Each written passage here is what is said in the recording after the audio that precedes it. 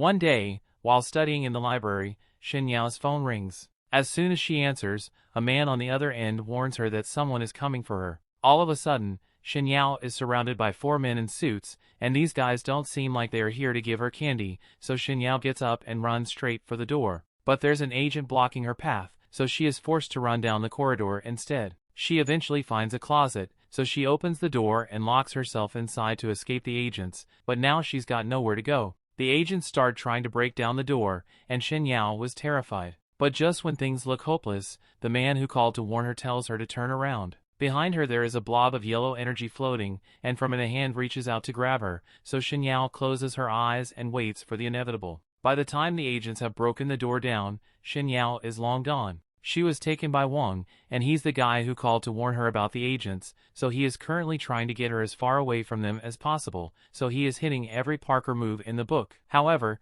the agents have a secret weapon to counter Wang's Parker, a gun. Wang gets shot out of the air and he's mostly unharmed, but he won't be able to get away from the agents like this, so he puts Shen Yao down and sets up a barrier to protect her while he prepares for a fight. He jumps off the ledge and as soon as he lands, he hits one of the agents with a punch that definitely made him start smelling sound. Another agent runs up to attack him, so Wang punches him away while also fending off 2 other agents. Eventually, one of them manages to tackle Wang, and now that he's got him, he drags Wang into the air. After a brief scuffle midair, the man manages to slam Wang into a building with the help of his 3 allies. But when the dust settles, all 3 allies have been knocked out. Wang, on the other hand, is perfectly fine, but I'm sure at least 10 innocent people just died in that building. Wang still has an agent confronting him, so he floats back out of the building and takes off his coat because things are about to get serious. The agent is tired of wasting time, so he decides to go all out and picks up a second building to use as a projectile. The people in that building probably wish they called in sick for work today as the agent throws the building at Wang.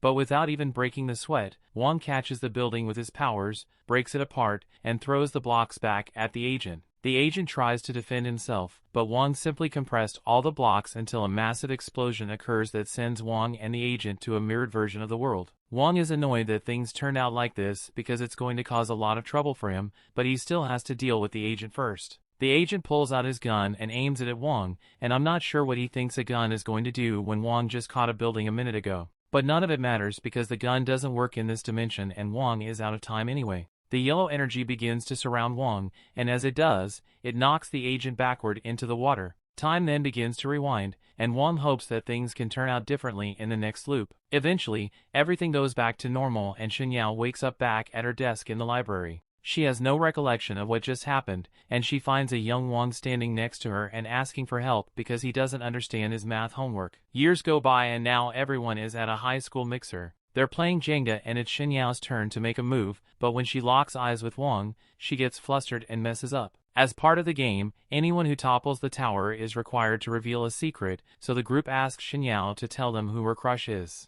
Wang starts smiling as soon as he hears this, so his classmates start teasing him because there's no way Shen Yao could possibly like a plain-looking NPC like him. But to everyone's surprise, including Wang, Shen Yao admits that she really does like him, and she makes it very clear that she's not joking because she has liked him ever since the day they met in middle school. Wang is too stunned because having Shen Yao confess to him is like a dream come true. Normally, this would have been the happiest day of his life, but right after the mixer ended, he got kidnapped and is currently being beaten to a pulp down by the river. Wang has never met any of these people in his life, but their boss, Sun Jun, happens to have a crush on Shen Yao. And after learning that Shen Yao likes Wang, rather than just taking the L and moving on, he decided to drag Wang down to the river and have his underlings threaten to kill him. Wang recognizes Sun Jun as the leader of a notorious gang, and he also recalls hearing that Sun Jun would constantly harass Shen Yao. So he realizes what's going on here, but there's nothing he can do against this many opponents. Sun Jun then video calls Shen Yao from Wang's phone and tells her to have a look at the pitiful state of her crush.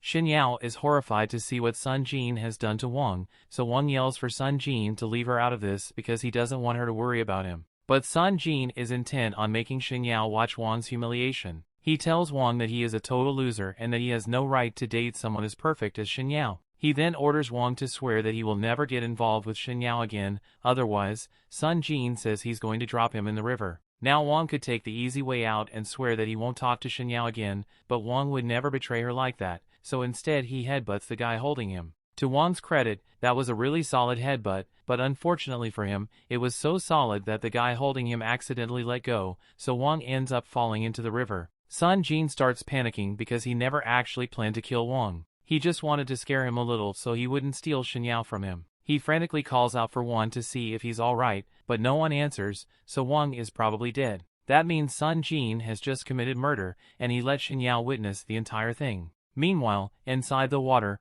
Wang is currently drowning, but he doesn't bother trying to save himself because if he can't protect the one that he loves, then there's no point in being alive. As his life flashes before his eyes, Wang has a vision of his childhood. He had just run away from a fight and by middle school standards that instantly destroyed all the popularity he used to have. And to really rub it in, he overhears two girls talking about how much of a crybaby he thinks he is. Hours went by and as the school day ended, everyone went home, but Wang stayed behind and continued to sulk. Eventually Shen Yao walks out of the gate, but she stops as soon as she notices Wang sitting by the gate, so she asks him what's wrong. Wang remains silent, so Shen Yao assumes he must have forgotten his umbrella and offers to share hers with him so they can walk home together. Wang refuses her offer and says he can walk home by himself, but Shen Yao reminds him that it's still raining and he doesn't have an umbrella, so he's going to get soaked. Wang realizes she's right, but he says he can just wait here until the rain stops. Shen Yao thinks Wang is really funny, but then she notices a cut on his arm,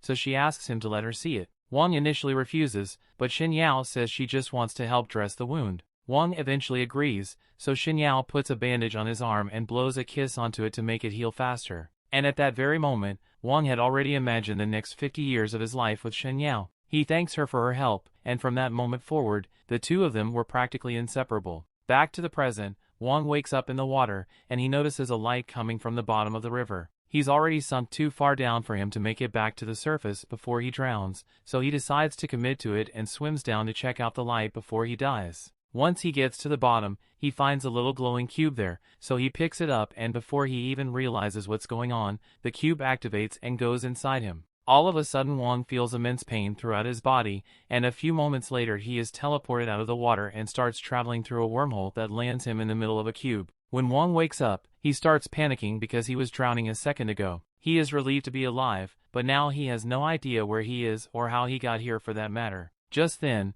a system appears in front of him and announces that Wang now has the power to draw a 15-meter radius around himself, and within that area he is allowed to teleport to any location instantly. None of that makes any sense to Wang since he doesn't believe teleportation is real, but in the next moment he gets teleported against his will. He appears into the sky above the canal and Wang starts freaking out again because he is really high up. And he's worried he might fall to his doom, but he's actually floating, so he's safe. Once he calms down, he looks at the ground and realizes that Sun Jun is desperately searching for him in the water because he's worried that he might have killed Wang, and he finds it kind of amusing. But a few seconds later, he gets teleported to a new location. Sun Jun gets the feeling that someone was just watching him from the sky, so he asks his subordinates if they heard anything just now, but they think Sun Jun must have just been hallucinating, so he tells them to keep looking for Wang. Meanwhile, Wang ended up being teleported into an empty classroom in his school. He is now sure that he really can teleport, but he doesn't understand how he got this power. Suddenly, the system speaks up and tells Wang that he has just continuously activated his teleportation ability. Wang starts freaking out and worries that he might be going crazy since he is hearing voices in his head, but the system corrects him because it is actually in Wang's body, not his head. That's still not very comforting, so Wang tells it to get out of his body, but the system ignores him and warns that someone is approaching. There's a staff member walking towards the classroom because he heard a weird noise coming from inside, but as he opens the door, all he sees is an empty classroom with a bubble of water on the floor. Wang ended up making it back to his house, so he decided to take a shower to relax. Once he's done with his shower, he pulls out his phone and somehow it still works, even though it was at the bottom of the river with him. The first thing he does is call Shen Yao to let her know that he's alive, and as soon as Shen Yao answers, she starts frantically asking him if he's alright. He tells her he is fine, but she thinks Sun Jun went way too far, so she asks Wang if they should report him to the police. Honestly, Shen Yao should have called the cops the moment she saw Wang fall off the bridge, but Wang tells her there's no need. He managed to get away without Sun Jun spotting him, so right now he's probably still searching the river for Wang's body and worrying about all the potential jail time he could get. Anyway, a lot of stuff happened today, so Wang tells her to get some rest for today and hangs up. He then lays down in his bed and wonders what he's going to do about his system, because no one would believe him even if he told them. All of a sudden the system shows up again and asks if Wang has calmed down yet. Wang asks it why it keeps following him around, but the system reminds him that it is a part of his body now, so Wang can't get away from it. The system then activates the cube and Wang is sucked into it once again. The system explains that it has established a connection with Wang's body. So in other words, Wang is stuck with it forever. That makes him the user of the high-latitude cube universal system, and by extension, the master of the system. Wang still doesn't fully understand, so he asks the system where he is. So it explains that this is a macro space within the cube, and even though the cube is only 3 cubic centimeters big, it has a lot more space on the inside. Wang knows the system is telling the truth, so he asks it why it bother helping someone like him, and the system tells him it's because it wants to make his dream come true. And that dream is to become the king of the world. That brings the episode to an end. Thanks for watching. Want next part? Subscribe the channel and turn on notification bell.